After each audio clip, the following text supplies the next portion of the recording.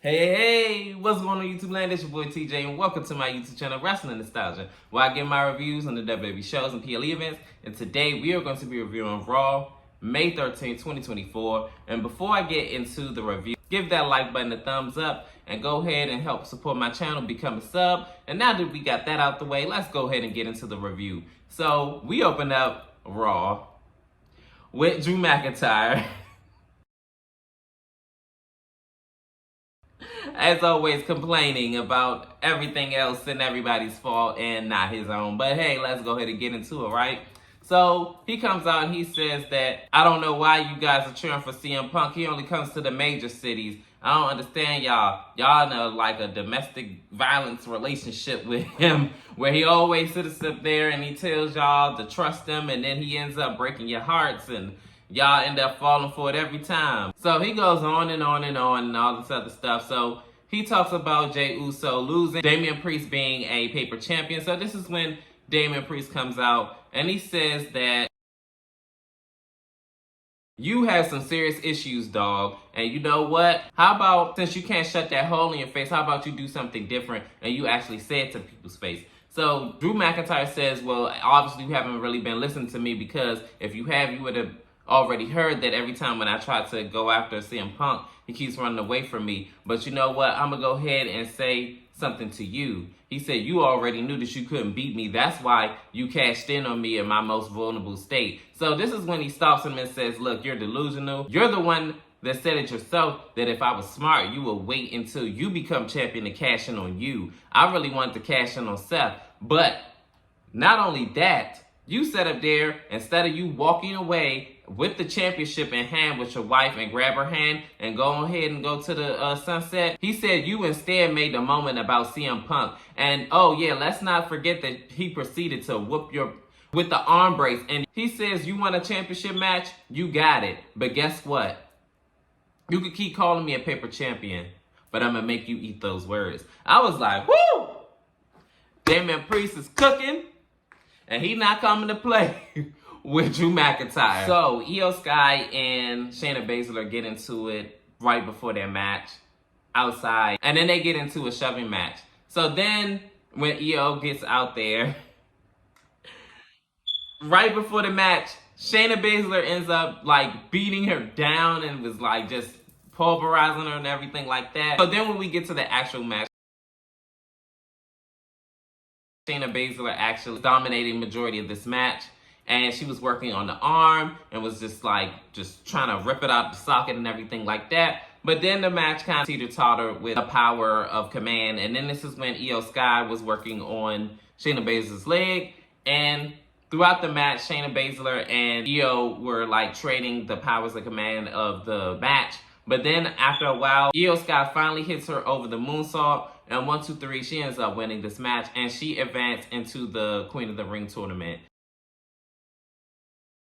In this next segment, it is Carlito with the Judgment Day, and he's basically trying to convince Damian Priest, you know, hey, can we work together? You scratch my back, you scratch mine. Like basically what he tried to do last week. Damian Priest says that I don't trust you. If these guys want to work with you, that's fine, but I still don't trust you and I don't want nothing to do with you. Carlito says, well, maybe, you know, we could be amigos at some point in time. And I'm all like, man, with your track record, I think not. If he's smart, I mean, it speaks for itself. Like, you turned your back on almost every tag team partner or anybody that was affiliated with you. Even the females get backstabbered. So, if Damian Priest is smart, he's going to stay far, far away. This top turnbuckle. There's no relation. Oh, no! Good Lord! Very seriously. In this next matchup, it is Gunther versus Kofi Kingston in a King of the Ring qualifying match. Oh my goodness. Kofi Kingston came out swinging. He was working on the leg like before the match was even like officially underway. And he just like banging him up on the ring apron, and then he was like on the ring post just slamming his leg on the ring post. And then this is when he get him in the ring, and then they ended up having their clash. They had a really, really good match. Oh my goodness. Kofi Kingston, I've never seen him this aggressive in like a very long time. And I'm not gonna lie, I actually like seeing this side of him. Gunther was on the offensive, but after a while, Gunther got his wherewithal within him. He had a pretty decent back and forth match, but Gunther ends up tapping out Kofi Kingston to a Boston Crab, and he advances into the King of the Ring tournament. In this next segment, it is Lyra Valkyria, and she has an interview. She says, what a way to kickstart her WWE Raw debut, which has helped Becky Lynch. And she said anytime when she needs Irish hands, she has it with me. So this is when Becky Lynch comes in. Thank you for having my back, and this and the third. So then as the interviewer asked her something else, this is when Liv Morgan comes in. She says, oh, congratulations on being on Raw. You know what I'm saying? Welcome, welcome, welcome, and things like that. But of course, this is a ruse. So Lyra Valkyria said, well, thank you. This is when Liv Morgan says, oh, well, can I ask you a question? Have Becky Lynch always been a big-time bitch? So this is when Lyra said, well, Liv, why don't you just go ask her yourself? So, of course, Becky Lynch is behind her. And then she punches. Look like the most funniest looking punch I ever seen in my life. Like, I don't even think it connected. I don't know. Like, it just looks so weird. So she said, yeah, but I'm not the one running from a fight, bitch. And I was like, oh, wow. Okay. In this next matchup, it is Bronson Reed versus Tozawa. Whew. I'm telling you, I don't know why Chad Gable set this man up like this, but hey, it is what it is. Tozawa had a pretty decent showing, but of course this was going to be an annihilation. Bronson Reed ends up hitting his firearm carrier and then a big splash, and then 1, 2, 3, he wins this match. And Chad had the nerve to be disappointed. Why did you have high expectations for this match? In this next segment, it is Adam Pearce, and he is making an announcement that it's going to be a fatal four-way for the World Tag Team Championship. But before he even makes that announcement, New Catch Republic comes out, and I guess they want to be inserted into that match. So yeah, there's that. So this is when the viewer continues to ask him about Bron Breakker, and he says that, you know, everybody that's involved into the King of the Ring tournament, they earned it and they've been here. And, you know, Bron Breakker is basically, like, a long story short, he's new here and he wants him to earn his stripes here on Raw. So Bron Breakker comes and he says that I wasn't going to be in the deep waters with them. They were going to be in deep waters with me. I should have been involved into that King of the Ring tournament. I was like, oh, okay, well, he said what he said. In the next matchup, it is Lyra Valkyria versus Zoey Stark. And a Queen of the Ring qualifying match. They had a pretty standard back and forth match.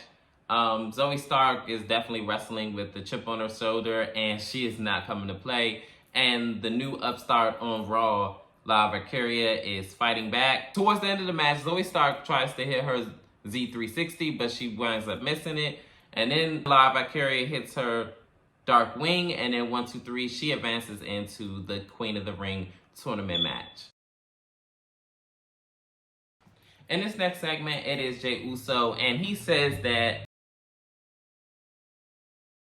Drew McIntyre couldn't cut it, so he ended up taking a spot, and he went over Finn Balor. And tonight, he's going to go over the newcomer Dragunov, and he about to get this work too on Gunther as well. They about to get all this work, and at the King of the Ring, I'm going to have me a new crown. In this next matchup, it is Becky Lynch, the World's Women's Champion, versus Dakota Kai. This match actually was pretty good. It was like a little botches here and there, because I think this was like the first time ever that these two actually worked together. But they kind of worked through it. Dakota Kai doing her heel work and, you know, choking her on the ropes and things like that. And Becky, you know, the Irish slash kicker, you know, doing her thing. and this, that, and the third. But towards the end of the match, as Becky Lynch hits her disarmer, the submission move with the arm bar, she ends up getting hit from the back by the members of Damage Control. Becky does.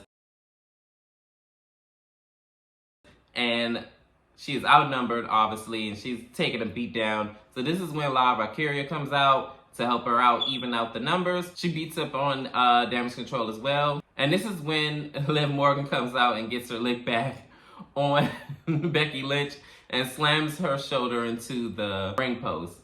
So the plot thickens between Becky and Liv Morgan. We're going to see what's going to happen at the King of the Ring. In this next segment, it is an interview with Dragunov.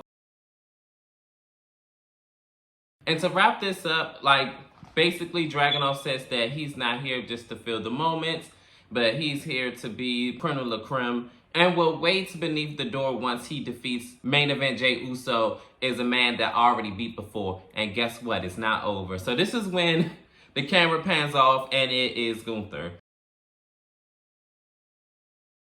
So I guess we're going to have a Matt Classic at some point in time. In this next matchup, it is a #1 contendership for the World Tag Team titles in a fatal 4-way.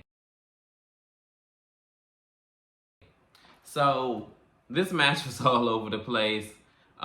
Frequent tags, a lot of high-flying, death-defying moves, and a lot of stuff. But towards the end of the match, Carlito, of all people, comes out to help the Judgment Day. So he ends up hitting a backstabber on Pete Dunne. Tyler Bates ends up getting punched from the back. And then they drag Pete Dunne in the ring. This sets up Finn Balor to hit the coup de grace. And then 1, 2, 3, the Judgment Day are the new #1 contenders for the World Tag Team titles. So in this next segment, it is the Judgment Day, or should I say it is Dominic and Damian Priest. So Damian Priest asks Dominic, is him and Rhea good? So that leads me to believe that Rhea must have told him something, or he must pick up on energy or something like that, because why would he just randomly ask him what's going on with him and Rhea, Dominic and Rhea? So then this is when the rest of the Judgment Day comes in with Carlito. And this is when they're all like, yeah, Carlito's the man. He helped us out in our matchup. Yeah, yeah, yeah. And they all tooting the praises and things like that because they just picked up a big win on their Fatal 4-Way Tag Team #1 contendership. So he's all looking all at Carlito like, I don't care. So he was all like, okay, I understand. I ain't one. I just dip. I'm I understand. I ain't a part of the team. I'm not, cool. So this is when Damian Priest said, you know what, Carlito, what you just did out there, that was cool. He said, oh, and one more thing. You gonna handle your business with Rey Mysterio, amigo? Because, the Judgment Day don't hang with cowards. He said, yeah, ain't nobody scared of Rey. So that just reminded me of, ain't nobody checking for you, Otis. Ain't nobody coming to see you, Otis. Oh, man. It's on a high right now. Judgment Day just won their big match. And looks like they gained a new member in Carlito. And we're going to see how everything folds out. And finally, in our main event, it is Jey Uso versus Dragunov in a King of the Ring qualifying match. This match was really good, but I don't know what it was. It was something that it was just missing a little bit.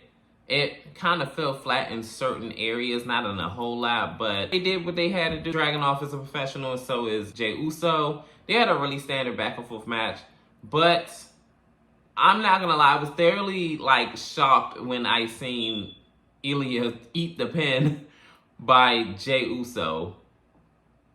Jey Uso hits a spear, a big splash, and 1, 2, 3, he is going on to face Gunther in the quarterfinals. Let's be honest, Ilya, even though I'm not a big fan of his, he is the superior wrestler between him and Jey Uso. And I really thought they were going to pull the trigger on Dragunov versus Gunther. But I guess they're gonna run it back with Gunther and Jay instead of Dragunov and Gunther. It is what it is. And that was the main event. Yay. Not the direction I wanted it to go in, and it is what it is. How did y'all feel about Raw? I'm gonna be honest, I didn't really care for Raw that much. I didn't even stay up for the whole thing, and it just fell flat to me. It didn't do anything. It was certain parts of it that I did enjoy, and certain parts I didn't. But comment down below. How did you feel about Raw? Did you like it? Did you love it? Did you hate it? Was the greatest show on earth? It was the worst. I don't know. Just let me know. And help me build my channel. Like, share, and subscribe, and all that other good stuff. And I greatly appreciate each and every one of y'all. And peace, TJ. I'm out.